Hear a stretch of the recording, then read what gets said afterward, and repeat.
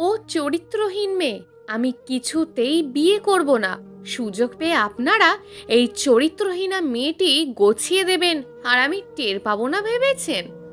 উঠানের একপাশে মাথা নত অবস্থায় বধূ বেশে দাঁড়িয়ে রয়েছে জয়ী। ধরনের সমস্ত কালো দাগ যেন আজ জোরপূর্বক তার সর্বাঙ্গে মেখে দেওয়া হচ্ছে। এ অপবাদ নিদারুণ, অসহ্যকর, যন্ত্রণার, অসহ্যনীয় বটে। জয়ীর বাবা জামশেদ রহমান চোয়াল শক্ত করে বরের দিকে তাকিয়ে রয়েছেন। তার দুই মেয়েকে তিনি দেখে শুনে বড় করেছেন। আজ পর্যন্ত গ্রামের কোনো মানুষ তার মেয়েদের দিকে আঙুল তুলে কিছু বলতে পারেনি, সেখানে বিয়ের দিন বর বলছে তার বড় মেয়ে চরিত্রহীন। তিনি শিক্ষিত মানুষ, তাই অশিক্ষিতের মতন ব্যবহার তাকে সাজে না। নিজের রাগকে দমিয়ে রাখার চেষ্টা করছেন। তীক্ষ্ণ দৃষ্টিতে তাকে জিজ্ঞেস করেন, তুমি কিসের ভিত্তিতে আমার মেয়েকে চরিত্রহীন বলছো? কোনো প্রমাণ আছে তোমার কাছে? আলবাত প্রমাণ আছে। মেম্বারের ছেলে নিজেই এখানে উপস্থিত আছে, তাকেই জিজ্ঞেস করুন তার সাথে আপনার মেয়ের প্রেম ছিল নাকি। বরের চটপটে স্বীকারোক্তি। এবার আর জামশেদ রহমান রাগ দমিয়ে রাখলেন না, সজোরে থাপ্পড় বসালেন বরের গায়ে। হুঙ্কার দিয়ে বললেন, এক্ষুনি বরযাত্রী নিয়ে আমার বাড়ি থেকে বের হয়ে যাবে। মেম্বারের ছেলের কথা শুনে তুমি আমার মেয়েকে চরিত্রহীন উপাধি দিচ্ছ। আমি যদি পারতাম এখনই তোমার জিভ টেনে ছিঁড়ে ফেলতাম। ছোটখাটো নয়, বরং বেশ বড়সড়ই ঝামেলা হয়ে যায় বিয়ে বাড়িতে। বরযাত্রীরা চলে গেছে, গ্রামের মানুষ কানাকানি শুরু করে দিয়েছে। তর্ক বিতর্কের কোনো পর্যায়ে জয়ী ঘরে চলে গেছে তা কেউ খেয়াল করেনি। মেম্বারের বকে যাওয়া ছেলে অনেক আগে থেকেই জয়ীকে বিরক্ত করত। ভালোবাসার প্রস্তাব, এমনকি বিয়ের প্রস্তাবও দিয়েছিল। জয়ী কিংবা তার পরিবার রাজি হয়নি। তার ফলস্বরূপ বরযাত্রীকে কানপোড়া দিয়ে এই বিয়ে ভঙ্গ করেছে। ঘরের চৌকাঠে মাথায় হাত দিয়ে বসে পড়েছেন জামশেদ রহমান। ভিতরের ঘর থেকে জয়ীর হাউমাউ করে কান্নার শব্দ ভেসে আসছে। আত্মীয় স্বজনরা বলা বলি করছে গ্রামের কোনো এক ছেলের সাথে জয়ীর বিয়েটা দিয়ে দিতে। কিন্তু জয়ী শিক্ষিত মেয়ে, তার উপযুক্ত কোনো ছেলেই গ্রামে নেই। অন্য গ্রাম থেকেও বিয়ে ভাঙা কোনো মেয়েকে বিয়ে করতে আসার জন্য কোনো ছেলে উদ্গ্রীব হয়ে নেই। জ্ঞাতশূন্য অবস্থায় তিনি কি করবেন বুঝতে পারছেন না। ছোট বোন জেসমিন রহমান তখন ভাইয়ের পাশে এসে বসলেন। বোনকে পেয়ে এতক্ষণে হাউমাউ করে কেঁদে ওঠেন তিনি। ক্রন্দনরত করে বলেন, এমন কেন হলো জেসমিন? আমার মেয়েটার সাথে এমন কেন হলো? আপনি কাঁদবেন না ভাইজান, জয়ীর কিচ্ছু হয়নি, বরং যা হয়েছে ভালোর জন্য হয়েছে। আজ যেটা হলো এটা যদি বিয়ের পর হতো, বিয়ের পর যদি ছেলে বলতো ডিভোর্স দিয়ে দেবে, তখন কি হতো বলেন তো? বরং শুকরিয়া আদায় করেন, আমাদের মেয়ে বেঁচে গেছে। খানিকক্ষণ চুপ করে থেকে বলে, জয়ীর বিয়ে আজই হবে আমার অঙ্কনের সাথে। জামশেদ রহমান আঁতকে উঠলেন, সেই সাথে ভীষণ অবাকও হলেন। তিনি বললেন, এসব কি বলিস? অঙ্কন জয়ীর চেয়ে 1.5 বছরের ছোট। তাতে কি আপনার বা জয়ীর কোনো সমস্যা হবে কি? সেটা কথা না জেসমিন, অঙ্কন রাজি হবে না। পাঞ্জাবির হাতায় চোখ মুছতে মুছতে বললেন তিনি। অঙ্কনকে রাজি করানোর দায়িত্ব আমার, আপনি রাজি কি না সেটা বলেন। এটা তো আমার ভাগ্য, কিন্তু অঙ্কন। আপনি নিশ্চিন্ত থাকেন, আমার ছেলেকে আমি চিনি। আপনি কাজীকে ডাকেন, আবার আমি আসছি। জয়ী মাকে জড়িয়ে ধরে হাউমাউ করে কাঁদছে। পাশে বসে বোনের পিঠে মাথা রেখে অনবরতভাবে কেঁদে চলেছে ত্রয়ীও। ওদেরকে ঘিরে ছোটখাটো একটা জটলা চারপাশে। অঙ্কনের দৃষ্টি ক্রন্দনরত তৈর দিকে নিবদ্ধ। ত্রয়ীকে কাঁদতে দেখে ওর খুব কষ্ট হচ্ছে। সমুদ্রের গর্জনের ন্যায় বুকের মাঝে বিষাদের ঢেউ তুলেছে। ইচ্ছে করছে বুকের মাঝে চেপে ধরে বলতে, কাঁদবে না তুমি, তুমি কাঁদলে আমার যে খুব কষ্ট হয় জানো না। কিন্তু এতগুলো মানুষের সামনে সেটা কখনো সম্ভব নয়, এমনকি আড়ালেও না। কারণ ত্রয়ীর প্রতি তার ভালোবাসা একপাক্ষিক। এখনো মনের কথাটি ওকে জানানো হয়নি। মেয়েটা অনেক স্বপ্নবিলাসী, ডাক্তার হবে, গ্রামের মানুষের সেবা করবে, বাবার স্বপ্ন পূরণ করবে। তাই শত শত ভালোবাসার প্রস্তাব পাওয়া সত্ত্বেও চোখ বন্ধ করে সেসব এড়িয়ে গেছে। তাই তো মনে মনে অঙ্কন পণ করেছে যেদিনই ত্রয়ী সম্পূর্ণ ডাক্তার হয়ে যাবে সেদিনই একটা রিং নিয়ে হাঁটু গেড়ে ওর সামনে বসে বলবে, ত্রয়ী, তোমায় আমি ভীষণ ভালোবাসি, একদম প্রথম থেকে, যখন তুমি কিশোরী সদ্য ফোটা গোলাপের ন্যায়, তখন সেই সম্পূর্ণ নারীতে পরিপূর্ণ হয়েছ, তা বুঝে ওঠার আগে থেকেই ভালোবাসি, ভালোবাসি তোমাকে, ভালোবাসি তোমার স্বপ্নকে। অঙ্কন। জেসমিন রহমানের কণ্ঠে নিজের নাম শুনে পিছু তাকায় অঙ্কন। চিহ্নিত মুখে তিনি চেয়ে আছেন। অঙ্কন এগিয়ে গিয়ে জিজ্ঞেস করে, কিছু বলবে মা? তোর সাথে আমার কিছু কথা আছে। বলো। এদিকে আয়। অঙ্কন জেসমিন রহমানের সঙ্গে পাশের রুমে যায়। তিনি কোনো রকম ভনিতা ছাড়াই বলেন, তুই জয়ীকে বিয়ে করবি। অঙ্কনের মনে হলো ধরনী সুদীর্ঘ অস্বর তার মাথার ওপর আছড়ে পড়ছে। মা, এসব কি বলছো? সে কি মস্করা করছে? জেসমিন রহমানের সঙ্গে অঙ্কনের সম্পর্ক বন্ধুত্বের মতোই, তবে মস্করা করার মতন সম্পর্ক এবং সিচুয়েশন কোনোটাই এখন নেই। সে তৎক্ষণাৎ কিছু বলতে পারল না। ছেলেকে চুপ থাকতে দেখে তিনি জিজ্ঞেস করলেন, কি রে, চুপ করে আছিস কেন? করবি না বে? মা, তুমি কি পাগল হয়ে গেছো? জয়ী আর আমি। উদ্ভ্রান্তের মতন কথা বলল অঙ্কন। হ্যাঁ, জয়ী আর তুই। সমস্যা কি? সমস্যা আছে মা। জয়ী আমার বয়সে বড়, অনেকটা সমবয়সী বলে নাম ধরে ডাকি, তার মানে এই তো নয় যে বিয়ে করব। পরিস্থিতিটা বোঝার চেষ্টা কর বাবা। এই মুহূর্তে আর কোনো যোগ্য ছেলে নেই যে জয়ীকে বিয়ে করবে। ভাইজানের অবস্থা খুব খারাপ। তুই তো জয়ীকে চিনিস, শান্ত গোছের মেয়ে। একটা বড় কষ্ট সহ্য করতে না পেরে যদি উল্টোপাল্টা কিছু করে বসে, আর তুই অমত করিস না বাবা। সম্ভব না মা, সম্ভব না, কোনোভাবেই সম্ভব না। আমি জয়ীকে কখনোই ওই চোখে দেখিনি। ওকে বিয়ে করা, সংসার করা হবে না আমার দ্বারা। সব হবে, মানিয়ে নিলেই সম্ভব। তুই কি চাস তোর মামার এই বয়সে কিছু হোক, অথবা জয়ী উল্টোপাল্টা কিছু করে বসুক? এখানে তুমি আমায় কেন টানছো মা? এই বিয়ে ভাঙার পিছনে আমার তো কোনো হাত নেই। আমি জানি সেটা বাবা, সবাই তো ভাঙতেই জানে, তুই না হয় গড়ে দিলি। দন্ত দ্বারা নিজের ঠোঁট চেপে ধরে অন্যদিকে ঘুরে দাঁড়ায় অঙ্কন। সে চেয়েছিল ত্রয়ীকে ভালোবাসার কথাটা চেপে যাবে, কিন্তু এখন মনে হচ্ছে বলে দেওয়াটাই উত্তম হবে। তাই আর কোনো কিছু না ভেবে বলে ফেলল, আমি ত্রয়ীকে ভালোবাসি মা। জেসমিন রহমান চমকে ওঠেন। একই বাড়িতে থাকে ওরা, ডাক্তারি পড়াশোনা করার জন্য ত্রয়ীও ওদের সঙ্গে থাকে, অথচ এমন কোনো কিছুই তিনি দেখেননি। ত্রয়ী তোকে ভালোবাসে? জিজ্ঞেস করেন তিনি। তাকে একই সঙ্গে উপায়ন্তরহীন এবং দ্বিধাগ্রস্ত দেখাচ্ছে। অঙ্কল নির্মল কণ্ঠে জানালো, জানি না।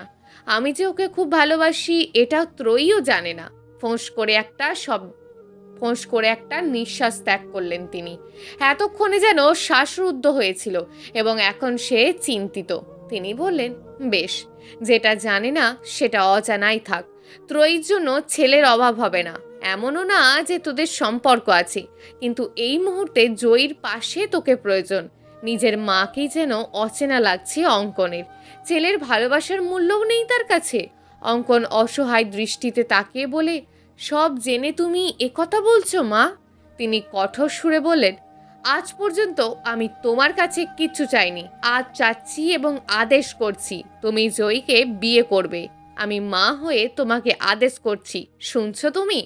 মায়ের দিকে স্তব্ধ হয়ে তাকিয়ে থাকা ছাড়া আর কিছুই বলতে পারছে না অঙ্কন। চারিদিকের সব কিছু মরুভূমি মনে হচ্ছে, আর সে তৃষ্ণার্ত এক পথিক। তখন দরজার পাশ থেকে ত্রয়ীর গলা শোনা যায়, ফুপি, আব্বু ডাকছে তোমায়, কাজে চলে এসেছে। ত্রয়ীর কণ্ঠস্বর অঙ্কনের বুকে তীরের ফলার মতন বেঁধে।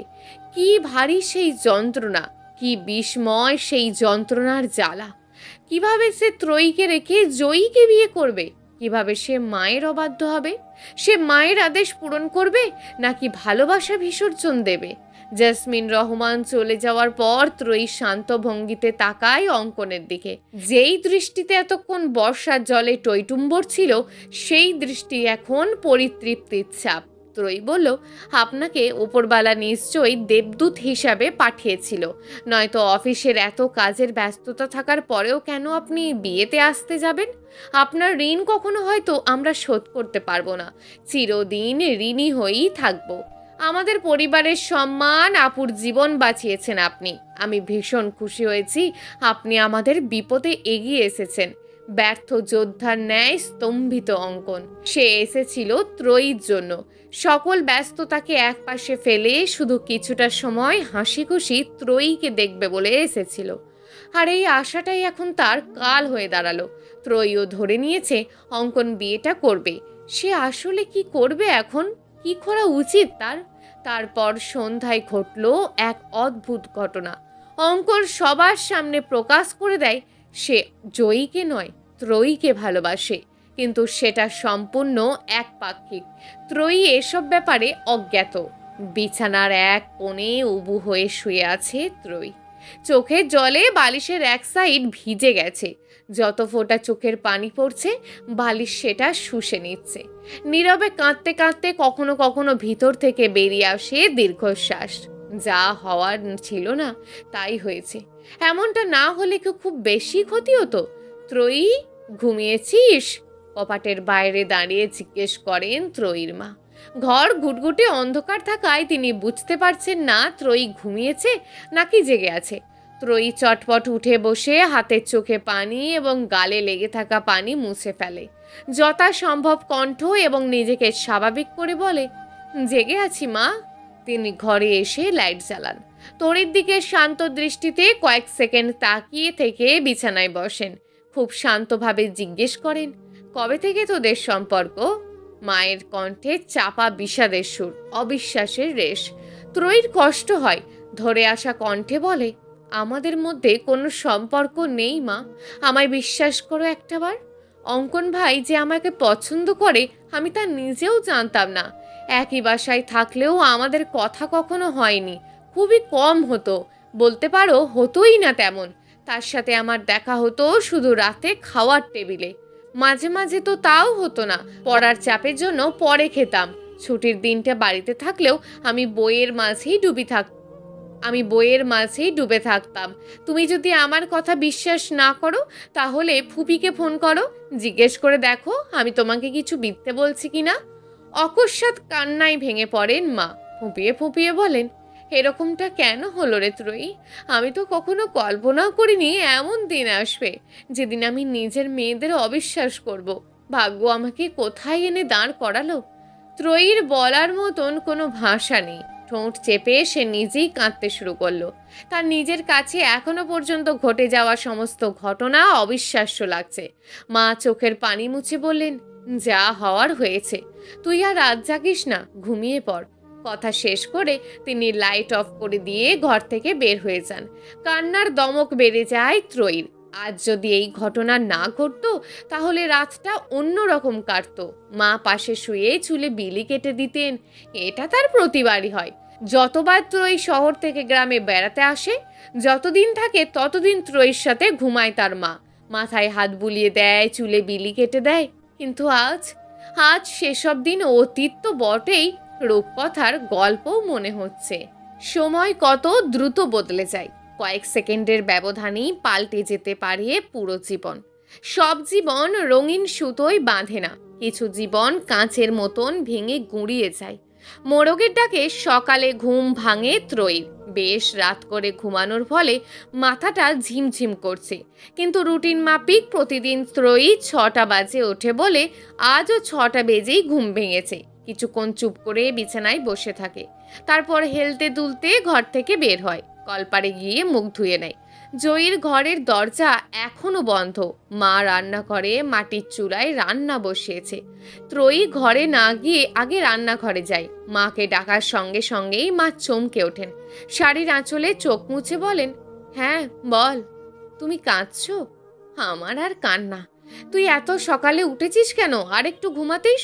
প্রতিদিন এই সময় উঠি, তাই অভ্যাস হয়ে গেছে। ঘরে মুড়ি আছে, গুড় আছে, রুটি কলা আছে, ফল আছে, কি খাবি খা। কিচ্ছু খাবো না মা, আজ আমি চলে যাই। কেন? পড়ার অনেক চাপ এখন। কয়েক মাস পরই ফাইনাল পরীক্ষা। যত তাড়াতাড়ি যাব ততই ভালো। ছুটি নিয়েছিলি কয়দিনের? 5 দিন। আচ্ছা, তোর বাবা আসুক। ত্রয়ী উঠে ঘরে ফিরে আসে। মায়ের শুকনো মুখ দেখতে ভালো লাগছে না। আত্মীয়রা সব রাতেই চলে গেছে। অঙ্কনরা আছে নাকি সেটা জানে না ত্রয়ী। ঘরের মাঝখানে পাটাতনের কাঠের ওপর সে বসে পড়ে। সে দোষী নয়, তবুও পরিস্থিতির শিকার হয়ে নিজেকে দোষী মনে হচ্ছে। জামশেদ রহমান ঘরে প্রবেশ করে দেখেন মনমরা হয়ে ত্রয়ী হাঁটুর ওপর মাথা রেখে বসে আছে। তিনি ছোট্ট ছোট্ট কদমে এগিয়ে গিয়ে ত্রয়ীর পাশে বসলেন। ত্রয়ী এতটাই আনমনা হয়ে চিন্তা ভাবনা করছে যে বাবার উপস্থিতিও টের পায়নি। বাবার ত্রয়ীর মাথায় হাত বুলিয়ে দিয়ে বলেন, সকালে নাস্তা খেয়েছিস মা? চকিতে পাশ ফিরে তাকায় ত্রয়ী। কাল রাতে অঙ্কন যখন সবার সামনে বলল সে ত্রয়ীকে ভালোবাসে, এরপর আর কথা হয়নি বাবার সাথে। তার ধারণা ছিল অন্য সবার মতন বাবাও হয়তো ত্রয়ীকে ভুল বুঝছে, কিন্তু বাবার কথাবার্তা খুবই স্বাভাবিক। চোখের চাউনি শান্ত ও স্থির। বিস্মিত হওয়ায় তৎক্ষণাৎ মুখ ফুটে ত্রয়ী কিছু বলতে পারল না, শুধু দুপাশে মাথা নাড়ল, যার অর্থ সে খায়নি। এ কথা শুনে বাবা স্মিত হাসে বলল, কেন? শহরের নাস্তা ছাড়া গ্রামের নাস্তা মজা লাগে না? বাবার কথা শুনে মনে হচ্ছে কাল রাতে যেন কিছুই হয়নি, সবটাই ত্রয়ীর কল্পনা মাত্র। আসলেই কল্পনা, নাকি বাবাই অতি স্বাভাবিক ব্যবহার করছেন? ত্রয়ী এবারেও নিশ্চুপ। বাবাই বললেন, কালকের ঘটনা নিয়ে মন খারাপ? এবার মুখ খুলল ত্রয়ী, বলল, অন্য সবার মতন তুমিও কি আমায় ভুল বুঝছো বাবা? তুমি কি আমায় অবিশ্বাস করো? তুমিও কি ভাবো আমি আপুর পথের কাঁটা? ও কথা বলে না মা, আমি বিশ্বাস করি। আমার 2 মেয়েকে আমি চোখ বন্ধ করে বিশ্বাস করতে পারি, কারণ তোদের 2 বোনকে আমি নিজের হাতে গড়েছি, নিজের হাতে মানুষ করেছি। গ্রামের সবাই তোদের বাবাকে আদর্শ শিক্ষক বলে, জানিস তো? সেই বাবার আদর্শে তোরা আদর্শিত হয়েছিস। গ্রামের মানুষ, আত্মীয়রা যে যাই বলুক না কেন, আমি তো জানি আমার মেয়েরা কেমন। তাছাড়া আত্মীয়রা যখন উল্টোপাল্টা কথা বলছিল, তখন অঙ্কন পরিষ্কারভাবে বলে দিয়েছে সে একপাক্ষিক ভালোবাসে তোকে, তোর সাথে ওর কোনো সম্পর্ক নেই। কিন্তু আপু আমায় ভুল বুঝেছে আব্বু। ওর ধারণা আমি সব জানতাম। আপু আমার ওপর রাগ করে আছে। ওর কথায় মন খারাপ করিস না মা। মেয়েটার মানসিক অবস্থা বুঝতেই তো পারছিস। পরিস্থিতির শিকার জয়ী। ভুলটা আমারই। ওকে অঙ্কনের বিষয়টা আগে জানানোর প্রয়োজন ছিল। কথা বলতে বলতে কান্নায় ভেঙে পড়েন তিনি। পাঞ্জাবির হাতায় চোখ মোছেন। উঠোন থেকে তখন জয়ীর কণ্ঠস্বর ভেসে আসে। সে বেশ জোরে শব্দ করে বলে, মা, রান্না কি হয়নি এখনো? না হলে যা আছে খেতে দাও, আমার দেরি হয়ে যাচ্ছে। জামশেদ রহমান আর ত্রয়ী ঘরের দরজার সামনে গিয়ে দাঁড়ান। জয়ী একবার শুধু তাদের দিকে দৃষ্টিপাত করে মায়ের দিকে তাকায়। মা রান্নাঘর থেকে বেরিয়ে এসে জিজ্ঞেস করে, কোথায় যাবি তুই? স্কুলে। প্রাইভেট পড়াবো আগে, তারপর ক্লাস। মা অবাক হয়ে জিজ্ঞেস করেন, তুই আজ স্কুলে যাবি? হ্যাঁ যাব। কেন, নিষেধ আছে? কিছু থাকলে দাও, নয়তো চলে যাই। মা অসহায়ভাবে বাবার দিকে তাকান। বাবা নির্বাক। মা বলেন, ঘরে যা, খাবার দিচ্ছি। জয়ী এমন রুক্ষ মেজাজের ছিল না, তবে রাগী ছিল। ওর এমন পরিবর্তন বাবা মাকে পীড়া দিচ্ছে, কিন্তু তারা বুঝতে পারেন জয়ীর মনের অবস্থা এখন ভীষণ খারাপ। কোনো কাজে এখন বাধা দেওয়া ঠিক হবে না। জয়ীকে ঘরে যাওয়ার জায়গা করে ত্রয়ী সরে দাঁড়ায়। জয়ী হাই স্কুলের টিচার। ছাত্রছাত্রী যারা জয়ীর কাছে প্রাইভেট পড়ে, ওদের মেসেজ করে জানিয়েছে আজ যেন প্রাইভেট পড়তে আসে। ওদের মধ্যে কেউ কেউ পরিবার সহ জয়ীর বিয়েতে এসেছিল, তাই ওদের জানা যে রাতে কি হয়েছিল। এরপর আজ হুট করে প্রাইভেট। সবাই এত অবাক হয়েছে যে উন্মুখ হয়ে বসে আছে জয়ীর আসার। জয়ী আসা মাত্র সকলে উঠে দাঁড়ায়। জয়ীর মুখ থমথমে গম্ভীর। ছাত্রছাত্রীর সঙ্গে জয়ী সবসময় হেসে হেসে কথা বলে, দুষ্টুমি করে, কিন্তু ওই জয়ীর সাথে আজ এই জয়ীর মিল নেই বললেই চলে। জয়ী চুপচাপ বসে থাকে কিছুক্ষণ, তারপর বলে, যেটা পড়া ছিল ওটা যেন লেখে। সে মাথা নিচু করে বসে থাকলেও বুঝতে পারে ওরা একে অপরের দিকে চাওয়াচাই করছে। কৌতূহল ওদের সবার মাঝে। ক্লাসে প্রবেশ করার আগে ছাত্রছাত্রীদের কথোপকথন ওর কানে এসেছে। ওদের কথোপকথনের কেন্দ্রবিন্দু ছিল জয়ী। কেউ সহমর্মিতা দেখাচ্ছে তো কেউ করছে করুণা, কেউ কেউ আবার হাস্যরসাত্মক কাহিনী বানাচ্ছে। 1 ঘন্টা প্রাইভেট পড়িয়ে জয়ী টিচার্স রুমে ফিরে আসে। কলিগদের সামনে দাঁড়াতেও তার ভীষণ লজ্জা লাগছে। গতকাল তাদের অনেকেও বিয়েতে উপস্থিত ছিল। জয়ীর মনে হচ্ছে বাড়ির বাইরে বের করে ভুল করেছে, জেদের বশে কাজটা ঠিক হয়নি। নিজেকে স্বাভাবিক রাখার চেষ্টা করছে সে। হ্যান্ডব্যাগ টেবিলের ওপর রেখে একটা চেয়ার টেনে বসে পড়ে। ছুটি এত তাড়াতাড়ি শেষ ম্যাডাম, আজই চলে আসলেন যে? কথাটা বলল জয়ীর এক কলিগ। সে বিয়েতে যায়নি, তবে মনে হয় না এতক্ষণেও তিনি জানতে পারেনি গতকাল কি হয়েছে। আর একজন তখন বলল, স্যার বাদ দিন এসব কথা, কেমন আছেন জয়ী ম্যাম? তিনি বিয়েতে এসেছিলেন, সাহায্য করলেন নাকি করুণা বোঝা গেল না। জয়ী মাথা নাড়িয়ে বলল, ভালো। স্কুলে সকলের বাঁকা চোখে তাকানো, স্কুলে কেন এসেছে আজ জিজ্ঞেস করা, সম্মুখে দাঁড়িয়ে সমবেদনা দেখানোর নাম করে টিটকিরি মারা, মজা করা, এই সব কিছু জয়ীকে তিক্ত করে তুলছে। দম বন্ধ হয়ে আসছে তার। টিফিন টাইমে কাউকে কিছু না জানিয়েই জয়ী স্কুল থেকে চলে আসে। বাজারের দোকানপাটের দোকানদার, কয়েকজন রিক্সাওয়ালা, কম বেশি সবাই জয়ীকে চেনে। তারা ওকে দেখেই কানাকানি করছে, ফিসফিস করে কথা বলছে। কোনো কিছুই জয়ীর দৃষ্টির অগোচর হয় না। গ্রামের মহিলাগণ তো সবারই ধিক্কার জানাচ্ছে। পুরো রাস্তায় এতদিনের পরিচিত মানুষগুলোর অপরিচিত রূপ দেখতে দেখতে এসেছে। সহ্য হচ্ছে না আর। বাড়িতে পৌঁছে দৌড়ে গিয়ে নিজের ঘরে চলে আসে জয়ী। দরজা ভিতর থেকে বন্ধ করে দেয়। বিছানার উপর দপ করে বসে হাউমাউ করে কান্না শুরু করে। মুখে হাত চেপে ধরে কান্নার শব্দ আটকানোর চেষ্টা করছে। 2 হাতে মাথার চুল মুষ্টিবদ্ধ করে আজাহারি করে কান্না করে। কান্না করতে করতে দম আটকে আসে তার। সে স্বগতোক্তি করে বলে, কি দোষ ছিল বলতে পারো? এরা কেন আমায় সুস্থভাবে বাঁচতে দিচ্ছে না? কেন?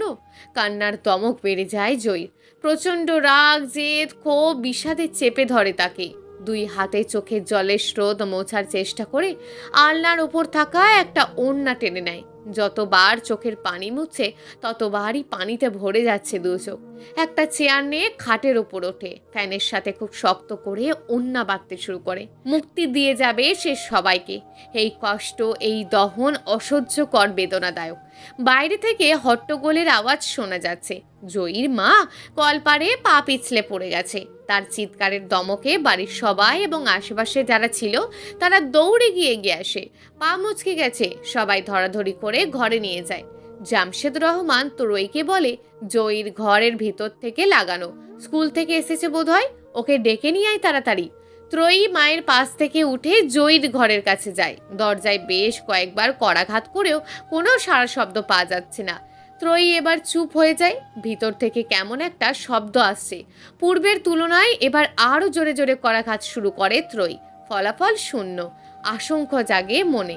দৌড়ে ঘরের পিছনের জানালাটায় চলে যায়। ধাক্কা দিতেই ভিজিয়ে থাকা জানালাটা খুলে যায়। জয়ী ফ্যানের সাথে ঝুলছে, পা ছোঁড়াছুড়ি করছে। ত্রয়ী এই দৃশ্য দেখে হতবম্ব হয়ে যায়। গলা দিয়ে কোনো কথা বের হচ্ছে না, হাত পা কাঁপছে সামনে। প্রথমে একটা ফাঁকা চিৎকার দেয়, এরপর গগনবিদারী চিৎকার করে জামশেদ রহমানকে ডাকে। ত্রয়ীর এমন চিৎকার শুনে জামশেদ রহমান সহ আরও কয়েকজন এগিয়ে আসেন। উঠানে এসে শুনতে পায় ত্রয়ী চিৎকার করে কাঁদছে। শব্দ অনুসন্ধান করে ঘরের পিছনে এসে দেখতে পায় ত্রয়ী জানালায় থাকা বাঁশের গ্রিলগুলো খোলার চেষ্টা করছে। উদ্ভ্রান্তের মতন আচরণ করছে ত্রয়ী। কি হয়েছে মা, এমন করছিস কেন? বলতে বলতে জামশেদ রহমান ত্রয়ীর কাছে এগিয়ে যায়। দৃষ্টি আপনা আপনি জানালা দিয়ে ঘরের ভিতরে প্রবেশ করে। ত্রয়ীর মুখ ফুটে কিছু বলা লাগে না। এবার তিনি নিজেও চিৎকার শুরু করেন। সবার উদ্দেশ্যে চিৎকার করে বলেন, দরজা ভাঙো তাড়াতাড়ি, সবাই দরজা ভাঙো। কয়েকজন শক্তি সামর্থ্য তরুণেরা দরজায় ভাঙায়। ভেতরে ছিটকিনি ধাক্কার ধমকে ঠিলে খুলে যায়। সঙ্গে সঙ্গে জামশেদ রহমান হুড়মুড়িয়ে ভিতরে ঢোকেন। জয়ীর 2 পা নিজের কাঁধের উপরে রাখেন। ইতিপূর্বে জামশেদ রহমানকেও কেউ কখনো কাঁদতে দেখেনি। আজ সে বাচ্চাদের মতন করে কাঁদছে। বাকিরা তাড়াতাড়ি করে ফ্যানের থেকে ওড়নাটা খুলে ফেলল। জয়ী বার দুয়ে কাঁদতে আরম্ভ করে এবং শরীরটা নিস্তেজ হয়ে বাবার কোলে ঢলে পড়ে। ত্রয়ী জয়ীর পালস চেক করে, নাকের কাছে হাত রাখে, নিঃশ্বাস নিচ্ছে। তারপর সবাই মিলে হাসপাতালে নিয়ে যায়। হাসপাতালে বিছানায় নির্বাক অন্তঃসার শূন্য হয়ে শুয়ে আছে জয়ী। কারোর সঙ্গেই কোনো কথা বলছে না। মরতে গিয়েও সে মরতে পারল না। নিজেকে ধিক্কার জানাচ্ছে। মৃত্যু কি তাকে ঘৃণা করে? যদি নাই করতো তবে সে কেন মরতে পারল না? এ জীবনের মূল্য যে একদমই নেই, একদম না। গুটি গুটি পায়ে ত্রয়ী ভিতরে এসে জয়ীর পাশে বসে। জয়ী একবার তাকিয়েই মুখ ফিরিয়ে নেয়। ত্রয়ীর কষ্ট হয়। ফোনটা জয়ীর পাশের বেডে রেখে জয়ী হাত ধরে আকুতি করে বলে, আপু, আপুরে, তুই এখনো আমার উপর রাগ করে আছিস? তুই কেন এই কাজটা করতে গিয়েছিলি? জয়ী আস্তে কিন্তু দারাজ গলায় বলল, ত্রয়ী, রাগ যদি তোর একার ওপর হতো তবে সেটা মিটিয়ে নিতাম। আমি পারছিলাম না নিজের সাথে যুদ্ধ করে ভালো থাকতে। ত্রয়ী ফোনটা বেজে ওঠে তখন। ফোনের স্ক্রিনে লেখা অঙ্কন ভাই। জয়ী এবং ত্রয়ী দুজনেই ফোনের দিকে তাকায়। ফোন থেকে দৃষ্টি তুলে জয়ী বাঁকা ভাবে ত্রয়ীর দিকে তাকায়। ত্রয়ী ফোন রিসিভ করলে ওপাশ থেকে অঙ্কন জিজ্ঞেস করে, জয়ী এখন কেমন আছে? ভালো। ত্রয়ী ছোট্ট উত্তর, আমি আসতে চাইছি, কিন্তু জয়ী কি ব্যাপারটা স্বাভাবিকভাবে নেবে? আমায় দেখলে উল্টে রিয়াকশন হবে না তো? আপনার আসার কোনো প্রয়োজন নেই। কথা বলতে বলতে ত্রয়ী বাইরে যায়। বলল, আপু কোনো রিয়্যাক্ট না করলেও আপনার আসার প্রয়োজন নেই। যা হয়েছে এতে আপনার কোনো দোষ নেই। কোনোভাবে নিজেকে দোষারোপ করার প্রয়োজন নেই। ভাগ্যে হয়তো এমন কিছুই লেখা ছিল। আমি জানি ত্রয়ী, মুখে যতই বলো না কেন মনে মনে আমার উপর রেগে আছো। আসলে পরিস্থিতি এমনই ছিল, কোনো কিছু না ভেবেই বলে দিয়েছিলাম আমি তোমাকে ভালো। সম্পূর্ণ কথা বলার পূর্বেই ত্রয়ী বাধা দিয়ে বলল, অঙ্কন ভাই, যা হওয়ার হয়েছে। অতীত ঘেঁটে লাভ নেই। তবে একটা কথা বলি, আপনার শুভাকাঙ্ক্ষী হয়েই বলছি, আমায় ভুলে যান। আপনার ভালোবাসা শুধু আমি কেন্দ্রিক হয় তবে সেই ভালোবাসা কোনো দিনও পূর্ণতা পাবে না। আমার অপরাধ? কোনো অপরাধ নেই। আপুকে যেমন আপনি কোনোদিন ওই নজরে দেখেননি, আমিও আপনাকে কখনো সেই নজরে দেখিনি। দয়া করে এটা ভাববেন না আমি আপুর হয়ে রিভেঞ্জ নিচ্ছি। আমি শুধু সত্যটাই বলছি। তবে একথা সত্য, এই ঘটনা না ঘটে ডাক্তার হওয়ার পর যদি বাবা বলতো আপনায় বিয়ে করতে, তাহলে হয়তো আমি বিনা বাক্যে রাজি হয়ে যেতাম। কারণ ডাক্তার হওয়ার স্বপ্ন ব্যতীত আমার জীবনে কোনো স্বপ্নপুরুষ ছিল না। আমি তবে দুঃখিত, এখন আমি নিরুপায়। ত্রয়ী, ভালো থাকবেন। অঙ্কনকে আর কিছু বলার সুযোগ দিল না ত্রয়ী। লাইনটা কেটে দিল। জয়ীর কাছে ফিরে এলো আবার। এবার জয়ী নিচে থেকেই কথা বলল। জিজ্ঞেস করলো, অঙ্কনের সাথে তোর সম্পর্ক কি ছিল? আমায় বলিসনি কেন? আমার তার সাথে কেন? কোনো ছেলের সাথেই সম্পর্ক ছিল না, নেই। মিথ্যে বলিস না। আমার জন্য ভালোবাসা বিসর্জন দিস না। আমি এত মহান নই আপু। যদি ভালোই বাসতাম তবে অঙ্কন ভাইয়ের সাথে বাবা তোমার বিয়ে দিতে চাই এটা মেনে নিতাম না। তাহলে বলতে চাইছিস সম্পর্ক ছিল না? না। জয়ী আর কিছু বলল না, ত্রয়ীও না। পরের দিন জয়ীকে হাসপাতাল থেকে বাড়িতে নিয়ে যাওয়া হয়। গ্রামের মানুষের মুখে মুখে এখন শোনা যাচ্ছে আর এক নতুন কাহিনী। চায়ের দোকানে গ্রামের লোক একত্রিত হলেই শোনা যায় কথাগুলো। এই বাড়ির মহিলা ওই বাড়িতে গিয়ে গল্প করছে। সব কথা জয়ী আর ত্রয়ীকে ঘিরে। সবার কথার ধরন, জামশেদ ভাই কত ভালো মানুষ, তার মাইয়া এমন কাপ কেমনে করে? আচ্ছা, বিয়া না হয়েছে নাই, এজন্য ছোট বোনরে ভালোবাসার মানুষের পাওনের লাইগা ফাঁসি দিতে হইব? কি ফাঁসি দিল? মরলও তো না। শেষের কথাগুলো সকৌতুকেই বলে মানুষজন। তাদের বিষাক্ত কথার কবল থেকে বাদ পড়ে না ত্রয়ীও। তার চরিত্র তুলেও কথা বলে। মাইয়া মানুষ বানাইবো ডাক্তার, ডাক্তারি পড়তে তো যায় নাই, গেছে ফষ্টি নষ্টি করতে। দেখো গা, বিয়া শাদি কতগুলো শহরে করছে। দুই মাইয়া লইয়া কত গর্ব করতো ছেড়ির মা। এখন কই গেল ওই গর্ব? দিল না চুনকালি মাখাইয়া? এইসব কথাবার্তায় এক মুখ থেকে আর এক মুখে যায়। একজনের বুলি আর একজন আরও একটু মশলা মিশিয়ে অন্যজনকে সময়। সব কথাই জয়ী, ত্রয়ী, এমনকি জামশেদ রহমানের কানেও আসে। জামশেদ রহমান বাজারে চায়ের দোকানেও যায় না এখন। না, সম্মুখে কেউ কিছু বলে না, কিন্তু ওই যে লোকে বাঁকা চোখে তাকায়, আড়ালে কথা বলে, এসব সহ্য করা বড়ই কষ্টের। একদিন, দুদিন, 3 দিন সহ্য করলেও এরপর মাত্রা ছাড়িয়ে যায়। সুযোগ পেলে কেউই কথা শোনাতে ছাড়ছে না। যারা কোনোদিন মুখের ওপর কোনো কথা বলতে পারেনি তারাও এখন বাড়ি বয়ে এসে কথা শুনিয়ে যায়। বাদ যায় না আত্মীয় স্বজনরাও। তাদেরকেও গ্রামবাসীদের নানা রকম কথা শুনতে হয়, যার ঝাল এসে তারা জামশেদ রহমান এবং তার মায়ের উপর ওঠার। জামশেদ রহমান আর সহ্য করতে পারলেন না, হার্ট অ্যাটাক করে বসলেন একদিন। কাকে আপনারা পথের কাঁটা বলবেন, জয়ীকে না ত্রয়ীকে, নাকি এই সমাজের বিষাক্ত মানুষরূপী কীটগুলোকে? সময় শীতকাল, কিভাবে যে এর মাঝেই 2.5 বছর কেটে গিয়েছে বুঝতেই পারেনি কেউ। জামশেদ রহমান রান্নাঘরের একপাশে বসে আছেন গুটিসুটি মেরে, গলায় মাফলার পেঁচানো আর শরীরে চাদর। ত্রয়ী ঘড়ি দেখতে দেখতে ঘর থেকে বের হয়। শীতের কুয়াশা মাথায় নিয়েই তাকে অনেকটা পথ চলতে হবে, যেতে হবে হাসপাতালে। ত্রয়ী এখন একজন সফল ডাক্তার, কত দায়িত্ব তার, ব্যস্ত সময় পার করতে হয়। জামশেদ রহমানের উদ্দেশ্যে ত্রয়ী বলল, বাবা আমি হাসপাতালে যাচ্ছি।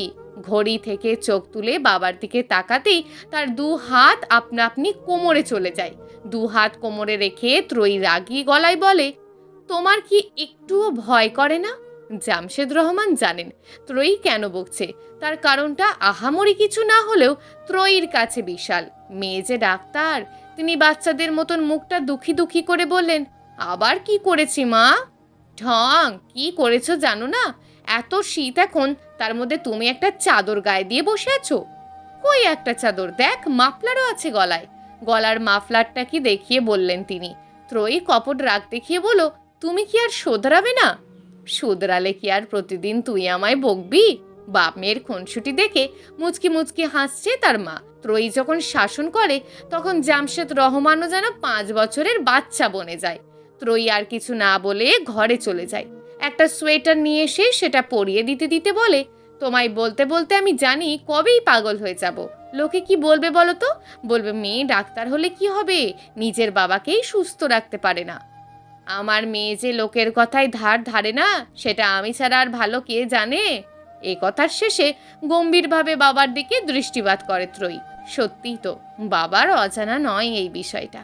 তৎক্ষণাৎ সম্বিত ফিরে পেয়ে টুপি পরাতে পরাতে বলে, দেরি হয়ে যাচ্ছে আমার। এ কি রে, মাংকি টুপিও পরতে হবে? অসহায়ভাবে বললেন তিনি। ত্রয়ী মেকি ধমক দিয়ে বলল, একদম চুপ, কোনো টাল বাহানা করলে চলবে না। মাংকি টুপি পরলে কানে বাতাস লাগবে না। যথা আজ্ঞা আম্মা যান, এখন আমি আসছি, সাবধানে যাস। আমি কি একটু এগিয়ে দেব? কোনো প্রয়োজন নেই। আচ্ছা। সুবোধ বালকের ন্যায় ঘাড় নাড়লেন তিনি। ত্রয়ী জানে বারণ করা সত্ত্বেও বাবা পিছু পিছু আসবে লুকিয়ে, এটা নতুন নয়, অনেক আগে থেকেই হয়ে আসছে। ত্রয়ী মুচকি মুচকি হাসে। টিচার্স রুমে বসে সকালে পত্রিকা পড়ছিল জয়ী। পত্রিকা পড়া তার অভ্যাস নয়, কলেজে এসে সময় কাটাতে পড়ে। এই কলেজের সমাজকর্মের শিক্ষক হয়ে জয়েন করেছে 1 বছর হবে। পত্রিকায় একটা শিরোনামে জয়ীর চোখ আটকে যায়।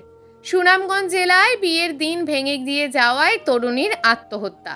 বিস্তারিত পড়ে জয়ী যা বুঝল, বিয়ে ভাঙার কষ্ট চেয়েও গ্রামবাসীর নানান ধরনের কথা সহ্য করতে না পেরেই মেয়েটি আত্মহত্যা করেছে। জয়ীর বুকের গহীন থেকে দীর্ঘশ্বাস বেরিয়ে আসে। মনে পড়ে যায় সেদিনের কথা। যদি আজ সে পৃথিবীর বুকে বেঁচে না থাকতো, তাহলে তাকে নিয়েও হয়তো এমন একটা শিরোনাম তৈরি হতো। সেদিনের পর জয়ীর পথ চলাটা এত সহজ ছিল না, বরং বেঁচে থাকাটাও তার কাছে অভিশাপ বলে মনে হতো। গ্রামের মানুষ, সমাজের মানুষ যেন পণ করে বসেছিল, কিছুতেই তারা জয়ীকে বাঁচতে দেবে না। না, তারা জয়ীকে প্রাণে মারবে না, মারবে কথার আঘাতে। মরে গেলে তো বেঁচেই গেল, কিন্তু এই যে গ্রামবাসীর কথা শোনা, অপমান, লাঞ্ছিত হওয়া, এসবের পর জয়ীর মনে হতো সে ঠিক বেঁচে নেই, একদম জীবন্ত লাশের মতন। সে চুপ ছিল, নীরব দেখছিল নিজেকে, গুটিয়ে নিয়েছিল সবার থেকে। কিন্তু বাবার হার্ট অ্যাটাক তাকে আর একটা ধাক্কা দেয়। সে বুঝে যায় শুধুমাত্র তার জন্যই আজ তার বাবার এই পরিস্থিতি। আরও একবার সে বোকার মতন সিদ্ধান্ত নেয়। হ্যাঁ, দ্বিতীয়বারও সিদ্ধান্ত ছিল তার আত্মহত্যা। তার বোধ বুদ্ধি ছিল না তখন, নির্বোধ ছিল, একদম নির্বোধ। কেননা জ্ঞানী ব্যক্তি, বুঝতার ব্যক্তি কখনো আত্মহত্যার পথ বেছে নেয় না। জয়ীর নিঃসন্দেহে এখন একজন বুঝতার ব্যক্তি, কারণ আগের সেই বোকামির কথা মনে পড়লে সে নিজেকে নির্বোধ বলে গালাগালি দেয়। আফসোস লাগে কি করে সে এই কাজগুলো করতে গিয়েছিল। তখন আশার আলো হয়ে আসে ত্রয়ী। প্রথমবারের মতন দ্বিতীয়বারও ওপরওয়ালা ত্রয়ীকেই পাঠায়। তবে এবার সে কান্না জড়িত ত্রয়ীকে দেখেনি, দেখেছে এক কঠোর ত্রয়ীকে, যার মাঝে নতুনভাবে বাঁচার, প্রতিবাদ করার, সমাজকে বুড়ো আঙুল দেখানোর উদ্যম ছিল, সাহস ছিল। শুধু আগে কোথায় যেন একটা অদৃশ্য দেওয়াল ছিল। বাবার হার্ট অ্যাটাকের পরপরই এই দেওয়ালটা ভেঙে চুরমার হয়ে যায়, যার ফলে দেখা মেলে নতুন ত্রয়ী। এক হাতে সে বাবার আর জয়ীকে সামলিয়েছে, অন্য হাতে সমাজকে ঠেকিয়েছে। জামশেদ রহমান কিছুটা সুস্থ হওয়ার পর বাজারে যান, সঙ্গে ছিল ত্রয়ী। তখনও পর্যন্ত গ্রামবাসীর কানাঘুষা বন্ধ হয়নি। তখন তারও আরও একটা টপিক পেয়ে যায়। লোক দেখানো কষ্ট দেখিয়ে তারা আফসোসের স্বরে বলে, কত আদর যত্ন করাইয়া মাইয়া দুই ডারে মানুষ করেছিল মাস্টার সাহেব, আর আজই হেই মাইয়া গো কারণে হার্ট অ্যাটাক করলো। বাঁচবো না তো, এমন কি মানুষ বাঁচে? এসব কথা ওদের কানে আসতো না তা নয়, সবই শুনতো, তবুও চুপ থাকতো সময়ের অপেক্ষায়। চায়ের দোকান থেকে ডাক দেয় প্রতিবেশী এক চাচা। সেখানে আরও অনেকেই উপস্থিত ছিল। অনিচ্ছা প্রকাশ করলেন না জামশেদ রহমান। সেখানে গিয়ে বেঞ্চের খালি জায়গায় বসে পড়লেন। যে ডাক দিয়েছিল সে জিজ্ঞেস করলো, এখন কেমন আছো, শরীর কেমন? জামশেদ রহমান মাথা নাড়িয়ে বললেন, ভালো। ভালো থাকলেই ভালো। তো তোমার বড় মাইয়ার এখন আর পাগলামি করে নাকি? বিয়া শাদি দিয়া ফেলাও আর ঘরের আইক্ষা কি হইব? আমার হাতে একটা ভালো পাত্র আছে। আগে একটা বিয়া করছিল, ওই বউটা নাই। ছেলে ধনী আছে, বিশাল জমি জমা আছে। তুমি বললে ছেলেটা আসতে কই, কি কও? বিরক্তিতে মুখ তেতো হয়ে আসে জামশেদ রহমানের। তিনি মনে মনে কিছু বলার জন্য প্রস্তুত হচ্ছেন। তখনই ত্রয়ী বলল, চাচা, প্রথমেই মাপ চেয়ে নিচ্ছি বড়দের মাঝে কথা বলার জন্য, কিন্তু একদমই চুপ থাকতে পারলাম না। আপনার পাত্রের বর্ণনা শুনে মনে হলো আপনি আসলে মেয়ে নয়, কোনো পণ্য বিক্রি করার বিষয়ে কথা বলছেন। আমার আপু তো পণ্য নয়, রক্ত মাংসে গড়া মানুষ। তাহলে অর্থের হিসাব কেন আসছে? তাছাড়া মেয়ে আমাদের পরিবারের, চিন্তাও আমাদের। আপনাদের এত টেনশন দেখে সত্যিই আমি আপ্লুত। ঘরে আপনার না একটা মেয়ে আছে, শুনেছি লেখাপড়ায় নাকি গণ্ডমূর্খ। এটা কিন্তু আমার কথা না, আপনারই মতন অনেকে বলে। তো যাই হোক, ওই মেয়েরে ওই ছেলের সাথে বিয়ে দিয়ে দেন, ভালো পরামর্শ দিলাম। চাচা তেলে বেগুনে জ্বলে উঠলেন। এতগুলো মানুষের সামনে হাঁটুর বসে এক মেয়ে তাকে অপদস্থ করছে, এটা তিনি কিছুতেই মানতে পারছেন না। তিনি প্রায় চেঁচিয়ে বলেন, জামশেদ, মাইয়ারে দেখি বেয়াদব বানাইছো। এই মাইয়া লইয়া এত গর্ব, ডাক্তার বানাইবো, ঘেঁচু হবে। কোনো দিনও তোমার এই স্বপ্ন পূরণ হইব না। জামশেদ রহমান বেঞ্চ থেকে উঠে দাঁড়ায়। ত্রয়ীর মাথায় হাত বুলিয়ে বলেন, কেন যে তুই এই বেয়াদবিগুলো আগে করিসনি মা? সকলে অবাক হয়ে তাকিয়ে আছে। এমন উত্তর কেউই প্রত্যাশা করেনি।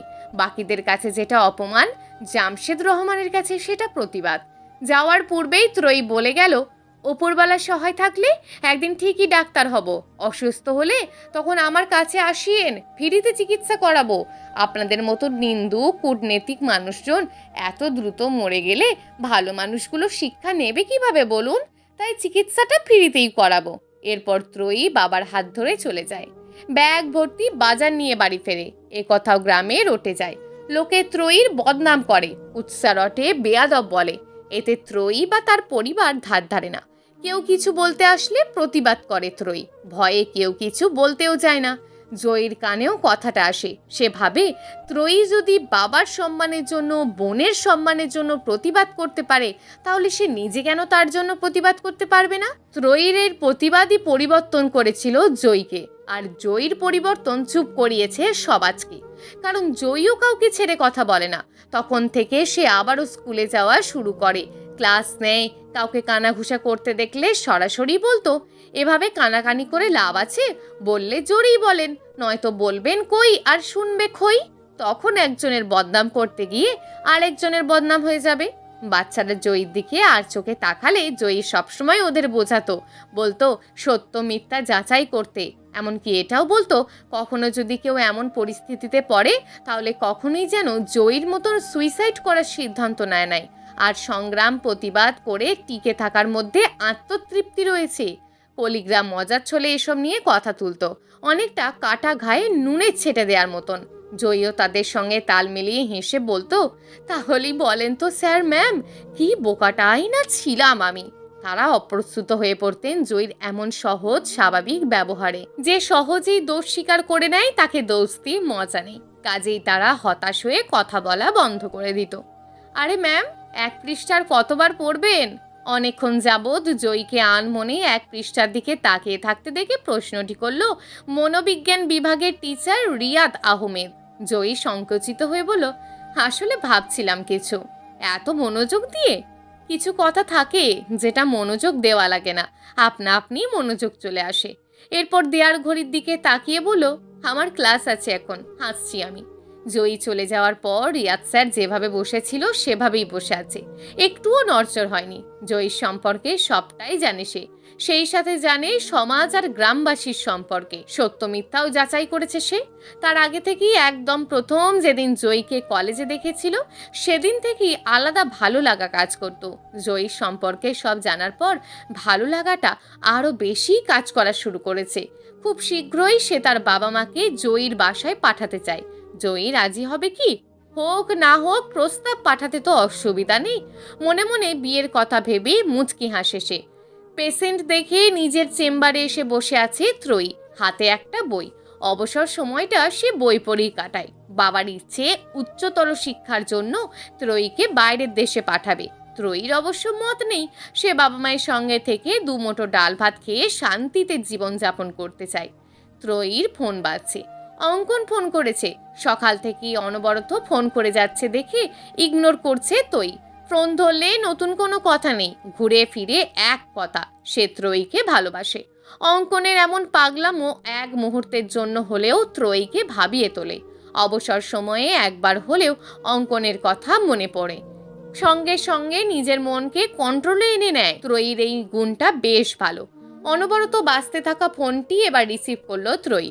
ওপাশ থেকে করুণ স্বরে ভেসে এলো, ওগো ডাক্তারনি, এত ব্যস্ত সময় পার করো যে ফোন ধরারও সময় পাও না। ত্রয়ী নিশ্চুপ। অঙ্কন বলো, মুখে কি কুলো পেটে বসে আছো? কথা বলো না কেন? কি বলবো? আমি শিখিয়ে দেব? আজ আপনাকে খুব খুশি মনে হচ্ছে। বাহ, ডাক্তারনি দেখি আজকাল মনও পড়তে পারে। খুশি তো বটেই। ভালো? শুধু ভালো? আর কি? জিজ্ঞেস করবে না কেন এত খুশি? বলেন। ধুর, রসকস নাই একদম মনে। আচ্ছা শোনো, গ্রামে আসছি আজকে। ও, কখন? রওনা দিয়েছি, গাড়িতে আছি এখন। আচ্ছা, সাবধানে আসবেন। আরে শোনো, ব্যস্ত নাকি তুমি? না, ফ্রি আছি, বলেন। তুমি এত কম কথা বলো কেন? বাড়ির ছোট ছেলে মেয়েরা নাকি অনেক চঞ্চল হয়, তুমি এত চুপচাপ স্বভাবের কেন? আমি তো এমনই। ভালো হয়েছে, বিয়ের পর আমি বকবক করবো আর তুমি শুনবে। আপনি বেশি বেশি ভাবা শুরু করেছেন। আমি আগেও বলেছি, এখনো বলছি, এটা সম্ভব না। চুপ করো তুমি। আগে ভাবতাম না, এখন থেকে ভাববো। তুমি বিয়ে না করে কোথাও যাও দেখবো এবার। আমার পক্ষে জয়ীও আছে। বুঝলাম না। বুঝতে হবে না, শুধু এটুকু বলি, বিয়েতে তোমার রাজি করানোর দায়িত্ব জয়ী নিয়েছে। আর জয়ীর ব্যাপারে একটা গোপন খবর আমি জানি। কি গোপন খবর? রিয়াদ নামে কাউকে চেনো? অনেকেই তো আছে এই নামে। তোমার আপুর কলেজের স্যার। ও হ্যাঁ, আপু বলছিল কয়েকবার। দুজনে তো ডুবে ডুবে জল খাচ্ছিল। আজ আসবে ছেলে তার পরিবার নিয়ে। আপু তো আমায় কিছু বলেনি। বলবে কি, তুমি তো রোবট। ত্রয়ী নিশ্চুপ।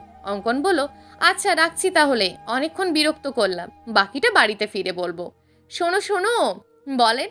ভালোবাসি ডাক্তারনি। ত্রয়ী এবারেও নিশ্চুপ। ওপাশ থেকে অঙ্কনের হাসির শব্দ শোনা গেল। তার পরপরই লাইনটা কেটে গেল। ম্যাম, বিজি, আসবো? চেম্বারের দরজায় দাঁড়িয়ে বলল জয়ী। মুখে প্রশস্ত হাসি। ত্রয়ী হেসে ফেলল, বলল, অবশ্যই, আপনার জন্য সমস্ত ব্যস্ততা বাদ। চাপা মারিস না তো আর। এখন যদি কোনো পেশেন্টের ডাক পড়ে তাহলে যে তুই দৌড়ে চলে যাবি আমি জানি। ভিতরে আস্তে আস্তে বলল জয়ী। ত্রয়ীর সামনের চেয়ারটায় বসলো। জয়ী এখন সবসময়ই হাসি খুশি থাকে, তবে আজকে একটু বেশি খুশি।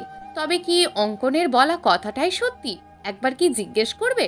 না থাক, বলার হলে আপুই বলবে। জয়ীর মুখ দেখেই বোঝা যাচ্ছে সে কিছু বলতে চায়। ত্রয়ী সেই অপেক্ষাতেই আছে। জয়ী এবার প্রফুল্ল হয়ে টেবিলের ওপর 2 হাত রেখে বলল, তোকে একটা কথা বলবো ত্রয়ী। কি কথা? রিয়াদের কথা বলেছিলাম না, সে আজ বিয়ের প্রস্তাব নিয়ে আসবে। এজন্যই কি তুমি এত খুশি? জয়ী উত্তরে হাসলো। ত্রয়ী জিজ্ঞেস করলো, আচ্ছা আপু, এর আগে তুমি কাউকে ভালোবাসোনি? না, এমনকি যার সাথে বিয়ে ঠিক হয়েছিল তাকেও না। ওপরওয়ালা যা করেন ভালোর জন্যই করেন রে ত্রয়ী। তা তো অবশ্যই। তোকে কত কথা শুনিয়েছিলাম, কষ্ট দিয়েছিলাম, আমার ওপর তোর কখনো রাগ হয়নি? না, কারণ আমি জানতাম যেদিন তুমি নিজেকে সামলে নিতে পারবে সেদিন নিজের ভুল আর সঠিকের মাঝে তফাৎ খুঁজে পাবে। যদি কষ্ট পেয়ে থাকিস মাফ করে দিস বোন। তুমি কি আজকেই শ্বশুরবাড়ি যাওয়ার পরিকল্পনা করছো নাকি? না মানে যেভাবে মাপটাপ চেয়ে নিচ্ছ। টিপ্পিনি কেটে বলল ত্রয়ী। জয়ী চোখ বড় বড় করে বলল, আমার সাথে বিটলামি না, তোমাকেও বাড়ি থেকে বের করার ব্যবস্থা খুব শীঘ্রই করব আমি। এভাবেই দুই বোনের কিছুক্ষণ ঝগড়া চলে। দুপুরের পর দুজনে একসাথে বাড়ি ফিরে। এখন আর কেউ ফিসফিসিয়ে ওদের বদনাম করে না। লাভ হয় না যে, গায়েই মাখে না। এখন আনমনি ওইসব লোকেদের মুখ থেকে বেরিয়ে আসে, মেয়ে দুটোর দম আছে। এখন অপছন্দ করার মানুষের চেয়ে পছন্দ করার মানুষের সংখ্যাই বেশি। সমাজের নীতি এটা। যখন তোমার খারাপ সময় যাবে তখন তারা চেষ্টা করবে টেনে হিঁচড়ে আরও নিচে নামানোর জন্য। খুব কম সংখ্যক মানুষই সহযোগিতার হাত বাড়িয়ে দেয়। আর যখন সময় ভালো যাবে তখন পাশে মানুষের সংখ্যাও বাড়বে। তথাকথিত আছে, পায়ের নিচে মাটি শক্ত হলে কাঁধে হাত রাখার মানুষের অভাব হয় না। ওদেরও এখন অনেক মানুষ পছন্দ করে, যেচে কথা বলে, ভালো ভালো ঘর থেকে বিয়ের প্রস্তাব আসে। স্বাভাবিক। অন্যদের মতন সমাজের চাপাকলে পড়ে ওরা দুমড়ে মুচড়ে যায়নি, বরং জেগে উঠেছে, সংগ্রাম করেছে, সমাজকে বুড়ো আঙুল দেখিয়ে বলে দিয়েছে, তোমরা সমাজের কীট। সমাজকে কলুষিত করেছো তোমাদের মতোই মানুষগুলো। আজকাল ভালো মানুষদের জন্য সমাজ মানে আতঙ্ক। আর এই তোমাদের মতন সমাজে বেঁচে থাকা পথের কাঁটাগুলো উপড়ে ফেলে আমরা সামনে এগিয়ে গিয়েছি। একটা বিয়ে ভাঙা মেয়ে কখনোই সমাজের কারোর পথের কাঁটা হয় না, বরং ওই মেয়েটির জীবনে সমাজের কিছু বিকৃত মস্তিষ্কের মানুষই পথের কাঁটা হয়ে দাঁড়ায়, যা মারিয়ে যাওয়া দুষ্কর। আর যে পারে সে সফল, সে স্বাধীন। আর মেয়ে মানেই বাবা মায়ের পথের কাঁটা নয়, মেয়ে মানেই সমাজের পথের কাঁটা নয়, বরঞ্চ সমাজে ভেঙে পড়া একটা মেয়ের পথের কাঁটা। মেয়ে মানে আত্মত্যাগী, মেয়ে মানে রাজকন্যা, মেয়ে মানে বাবা মায়ের ভরসা।